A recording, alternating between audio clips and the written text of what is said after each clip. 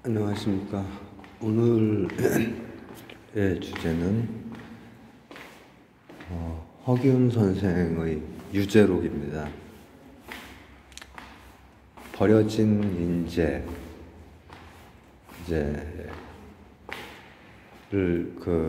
한탄하면서 쓰는 글이죠. 오늘 날짜를 먼저 말씀드리겠네요. 2024년 1월 31일입니다. 도서관에 오면 책만 봐야 되는데 인터넷을 뉴스를 이렇게 봤더니만은 어제도 제가 약간 좀 빡쳐가지고 이렇게 좀 몇 마디를 했는데, 오늘도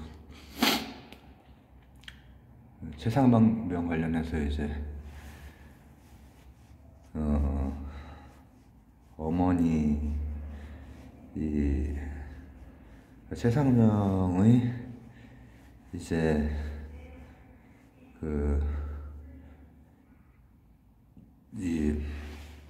같이 이렇게 거기에 있었던 이제 제대한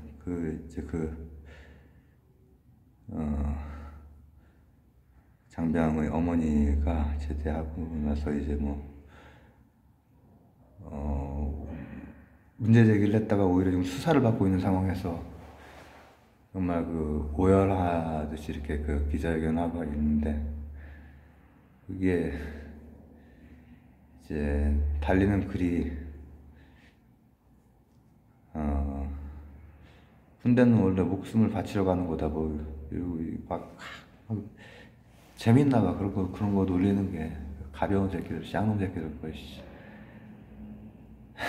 그래서 그러다가 내가 이제 갑자기 생각이 든 게, 지금 박정훈 대령도 또 수사받고 있잖아요. 이제 물론 외압이 있었는지에 대한 공수처 수사도 이제 들어가고 이렇게 하긴 했지만은, 아이고 어떻게 될지 모르겠습니다. 근데 우리나라가 이 전쟁이라도 나고 하면은 박정훈 대령 같은 분처럼 이 길에 맞게 이렇게 하고 자신이 이제 반드시 이거 진상규명 해내겠습니다 라고 하는 맡은 업무 거기에 충실한 그런 분이 이 국방을 책임져야 될 텐데, 아무 책임감 없이 그냥 가볍게, 원래 이 지휘관일수록 밑에 쪽에서 생기는 그런 거에 대해서 자신이 책임을 지고 이제 그렇게 돼야 되는데, 어떻게든 책임의 연결고리를 끊으려고 하는 사람이 더 위쪽에 있어. 짜증나. 자, 근데 이 얘기로 출발은 하지만은, 제가 인재풀에 대한 얘기를 많이 좀 하고 있죠. 저번 정권에는 뭐 관련해서 했냐면은,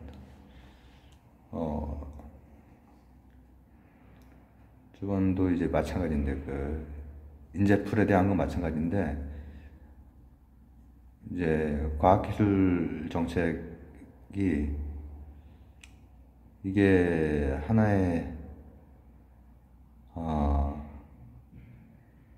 딱 인재풀들이 거기에서 뭐 해먹고 하는 거, 그런 거 빤히 다 보이는데, 이 공동체에 도움이 되는 방식으로 해야지. 자식들이, 죄송합니다 형님들, 저보다 이제 좀 위쪽에 형님들이 그걸 많이 해 드셨죠. 굉장히 이중적입니다. 이중적이야. 잣대가 두 개야. 자기들은 법 위쪽에 있어. 그리고 참 올해도 헤쳐먹어. 이게 87체제로 바뀐 이후에 계속 헤쳐먹었는데, 근데 그거는 사실 생각해보면은 그 해먹은 게 커서가 아니라 방향 제시, 제대로 공동체를 이끌 수 있는 방향 제시, 이런 것 때문에 내가 문제 그거 제기를 한 거고, 요번에는 사람 죽어나가는 문제, 그런 거에 대해서 이제 얘기를 하는데, 지금도 인재풀이 지금은 뭐 정말 좁아졌다라고밖에 생각이 안 들어요. 뭐 자리한다고 이렇게 나와서 청문회 하는 사람들 보면은 한숨 나오고, 근데 허균 선생 역시도 그 유죄론에서, 허균 선생은 이제 대략적으로 임진왜란 앞뒤를 사신 분이시거든요. 그렇기 때문에 이제 그때 당시 이제 우리나라 상황이 위아래로 오랑캐들이 있고 이제 이런 저 상황이고, 내부는 이미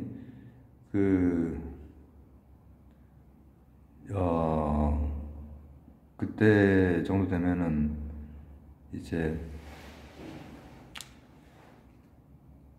살인들이 다 이제 들어와가지고 다 이렇게 자리를 딱 잡아서 그런 가문 연합들, 이제 그 정파 연합, 그 안에서만 이제 인재가 나왔죠. 근데 이제 허균 선생이 홍길동전 쓰신 분 말씀하는 겁니다. 뭐 집안 뭐 타고난 저인 것 같아, 유전자가. 허난설원 누이도 이 한자 문명권에서 아주 유명했던 분이세요. 그냥 뭐 규어가 쓰고 뭐 이렇게 하신, 그냥 그게 아니고 엄청 유명하셨던 분입니다.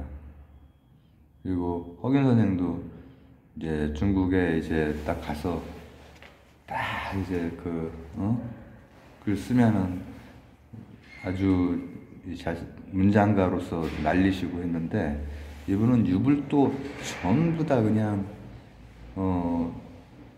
했고, 그런 것 때문에 문제도 되고 하셨지만은 이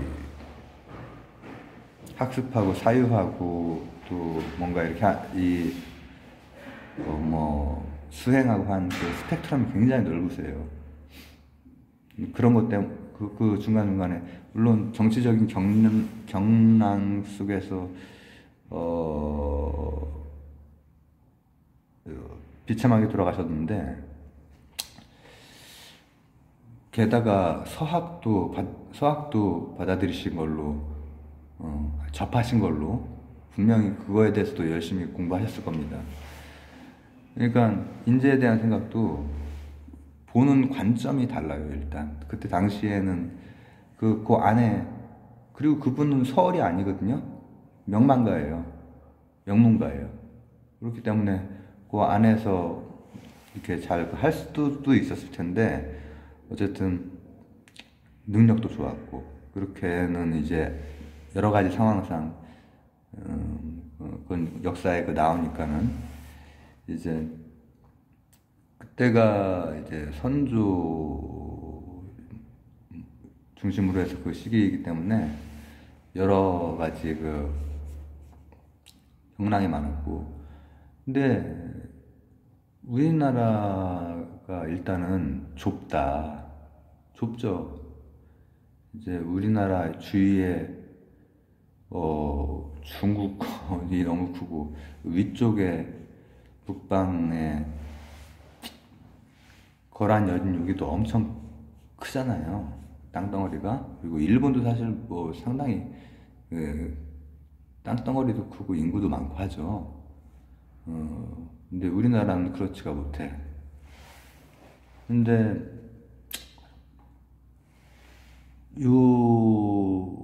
우리나라에서 인재가 없다 이런 얘기를 많이 한단 말이에요. 근데 땅덩어리가 좁으니까는 인재가 적겠지만 인재가 없지 않다. 능력을 능력을 가지고 선발을 해야 되는데 지금 능력 가지고 선발하지 않지 않느냐. 가문 보고 좁은 인재풀 내에서만 다 나눠먹기를 하고 있지 않느냐. 사람이 이제 뭐 하늘로부터 이제 풍부받은 그 재능이라고 하는 것은 뭐 신분을 가리지 않고 이렇게 봤는데 이게 참 깨어 있는 거예요. 되게 조선시대 선배들이 유불도 다 꿰뚫고 있고요. 그리고 후반 되면은 서학도 다 꿰뚫고 있고 합니다. 근데 이제 그 중에서도 굉장히 깊이까지 이제 들어가신 분이야. 그래서 그걸로 이를테면은 불교 뭐 이런 문제로 막 문제가 되시기도 했어요. 근데 그런 것뿐 아니라 세계 정세도 잘 알고 있고, 근데 그리고 이제 그때 막 근거 같은 거 낼 때 되게 중국의 어떤 전거를 가지고 근거를 내주는데, 뭐 중국의 뭐 아주 고대의 뭐 춘추전국 이런 시기부터 해서 송나라까지 인물들을 막 열거를 해요.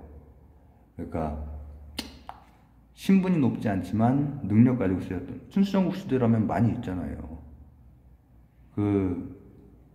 뛰어난 실력을 가진 재상들이 많이 나왔죠. 근데 그런 분들을 이제 하면서 우리나라는 지금 문제가 뭐냐면은 신분에 따라서 딱 특정 신분만 한다. 근데 실제로는 몇 개 가문들에서 이제 다 나온다. 이게 문제인 거예요. 인재풀이 좁다라는 얘기 결국은. 인재풀이 너무 좁다. 그러면은 그렇게 좁은 데서 쓰면서 능력 있는 사람들은 우리나라가 좁다 해도 있어요. 제대로 된 군인도 있고요. 제대로 된 이 IT 전문가도 있고 다 있어. 그때는 IT라고는 안 했지. 그냥 기술자들도 있고 다 있고 적재적소에 쓸 수 있는 그게 다 있다. 우리나라에도 뛰어난 사람들이. 근데 왜 못 쓰고 있느냐 하면서 그때 당시로서는 파격적인 홍길동전에도 이제 그게 다 반영이 되는 거지만 서얼 그러니까 이제 뭐라고 합니까 첩의 자식이 되는 거죠. 그렇게 되면은 이제 서얼은 딱 제한을 둬. 근데 능력이 있어도 이제 안 되는 거야.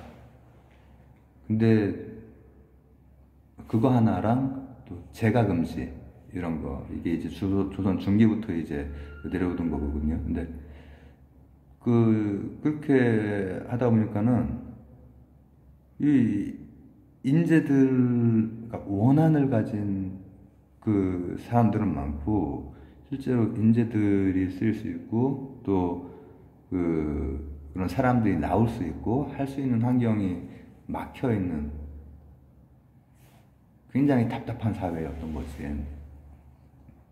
그래서 인재풀이 좁은 상태에서만 나오는데 그 좁은 상태에서 하여튼 이 쪼다 같은 놈들이 그거를 그때 이제 하고 해서 이렇게 국난을 겪고 했잖아요. 근데 그럴 때도 제대로 된 인재가 나와서 막고 백의종군하고 이렇게 하는 그런 시기를 겪으면서 능력 있는 사람들만 적재적소에 써도 우리나라 같은 환경에서는 그때나 지금이나 마찬가지 아닙니까? 우리나라가 주위 환경이 진짜 무시무시하니까 그런 얘기를 하시는 거예요. 서울이라든지 아니면은 이 재가에 대한 문제라든지 그냥 뭐 망부석이 돼서 인생 끝나버리는 거 아닙니까? 그런 거에 대해서 이제 그 얘기를 하는 게 그때로서는 엄청 파격적인 얘기가 되는 거죠. 근데 왜 제가 허균 선생을 홍길동전이 됐건 아니면은 유재록이 됐건 유재록 같은 경우에는 이 예시 든 게 중국 예식이긴 하지만은 그냥 지금 번역된 거 읽으면은 굉장히 설득력 있어요. 정말 그 글을 잘 쓰시고 뭐 예시 같은 걸 읽는단 말이에요. 월남에 지금 간다고 베트남에 간다고 하면서 비행기 핸들을 북쪽으로 꺾는 게 말이 되냐 이렇게 얘기를 하세요. 비행기는 아니고 수레인데 어쨌든 인재가 없다 하면서 있는 인재들을 실력 있는 사람들을 등용 안 해서 해야 되느냐. 이건 뭐냐면은 그때는 이미 이 적자 외에도 서울들이 많았잖아요. 그때의 역사적인 뭐라고 하면 좋을까? 이 그때 당시의 어떤 문화 그런 상황에서는 그런 게 많았잖아요. 많았는데 제가 놀라운 건 뭐냐면은 이분이 이렇게 뛰어난 분인데도 불구하고 서울인데 능력 있는 분들이랑 많이 어울렸어요. 그런 기록들이 나온단 말이에요. 근데 그런 경우에 와, 참 대단하다라고 생각되는 건 뭐냐면은 서울이 나보다 나는 명문가야. 양반 명문가인데 서울이랑 얘기를 해봤는데 어떤 면에선 나보다 능력이 뛰어나. 어떤 자리에 가도 되겠어. 라고 싶을 때 아우 짜증나 실투나 죽겠네 이게 아니라 능력을 인정을 해주는 거지. 그렇기 때문에 그런 분들이랑 교류를 해왔던 거야. 그리고 다양한 사상들도 막 다 흡수하고 빨아들이듯이 흡수하고 그리고 어떤 경직된 테두리 안에서 이렇게 어느 정도 하는 정도가 아니라 정말 바깥으로 나갈 수 있는 현대철학적으로 말하면 탈주의 사유 이런 그런 것들을 끊임없이 서학까지도 이렇게 읽어보시고 이렇게 했단 말이죠. 그러니까 서학이라고 하는 건 지금 크리스를 말하는 겁니다. 그렇게 되니까는 시야가 굉장히 넓은 거예요. 자신의 줏대도 있으면서 넓고. 근데 저는 거기에서 가장 놀라운 거는 서울이 자신보다 뛰어난 면이 있을 때 보통의 이제 사람들이라면은 그게 불편하거나 그럴 것 같은데 엄청나게 뭐라고 하면 좋을까? 불도의 수행이 잘 되셨나? 그래서 이제 공사상이라든지 연기 이거를 체득을 하셨는지 모르지만 이 인재들이 아까운 거야. 굉장히 마인드가 열려 있고 공적이죠. 그래서 이런 인재들을 써야 되는데 지금 뭐 하고 있냐? 이제 그런 거를 이제 유재록에서 이제 버려진 인재들. 그러니까 조선 선조 때에도 조선이란 나라에 여기저기에 제대로 된 뭐 하는 사람 다 있었던 거야. 지금 대한민국 내에도 제대로 된 뭐 하는 사람들이 그런 분들, 능력 있는 분들이 있어요. 제가 지금 매우 정상적으로 의롭게 수사를 했던 박정훈 대령 얘기로 처음 이제 시작을 했지만 이제 그거랑 관련해서 이제 빡쳐가지고 지금 잠깐 이걸 하는데 라방으로 하면은 너무 막 또 감정 컨트롤을 안 되는 모습이 보일까봐 이걸로 하면 뭐 좀 덜하니까. 근데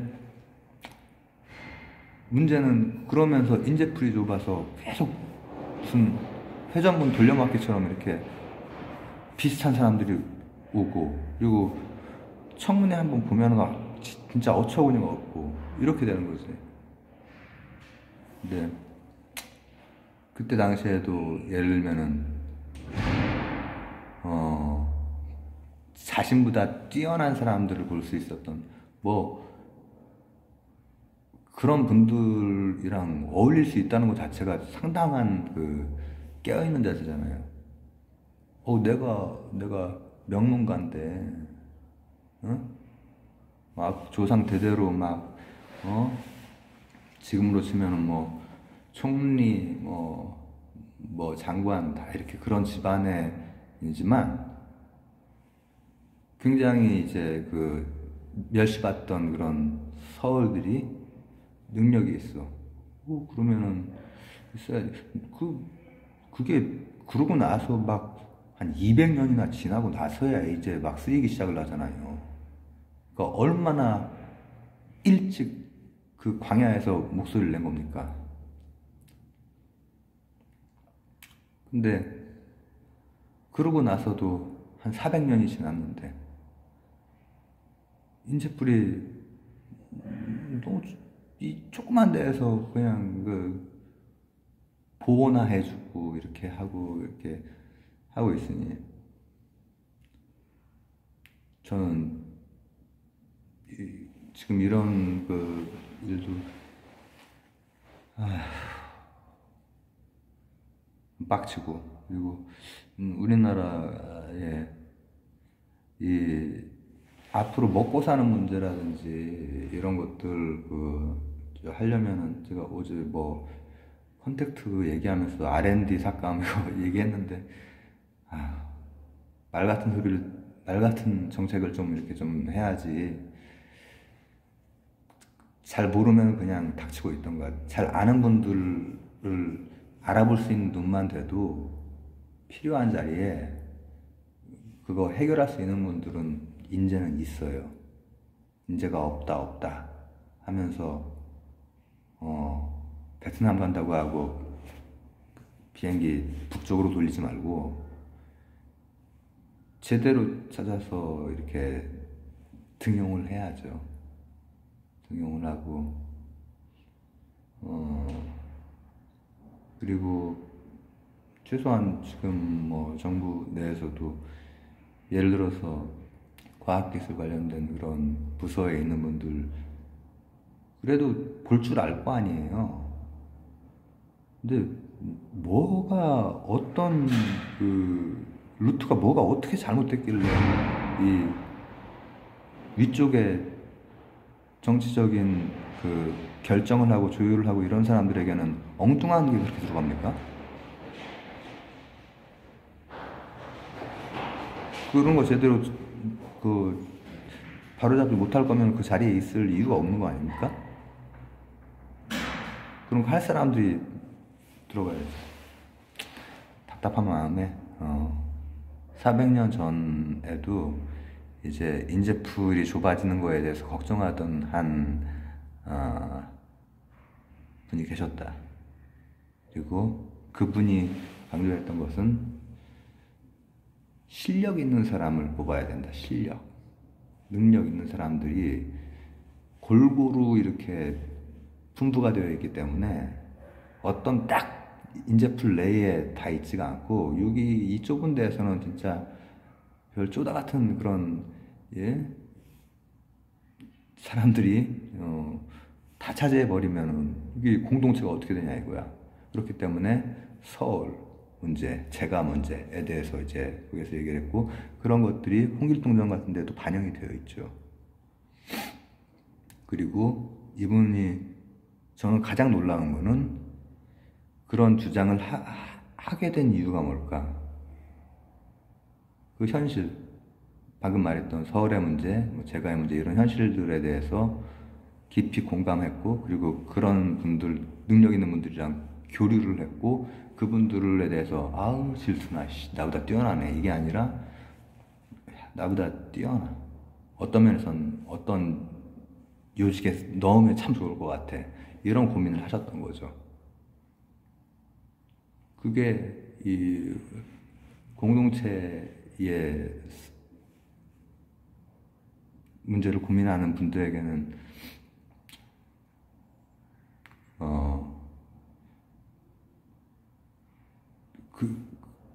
사적으로만 생각하면 질투가 나고 그럴 것 같은데, 내 생각에는. 근데 저 같은 경우에도 이렇게 뭐 제가 이렇게 좋아하고 하는 어떤 영역을 저보다 훨씬 잘하고 타고난 분들을 보면은 되게 좋거든요, 이게. 아마 그분도 그랬던 것 같아요. 그래서 야, 이런 사람이 있어야 되는데 이런 생각을 많이 하셨던 것 같아요. 좀 올릴 수 있으려나 모르겠네, 약간. 약간 그 정돈이 안 되는 그런 것 같아가지고 급하게 찍는 거거든요.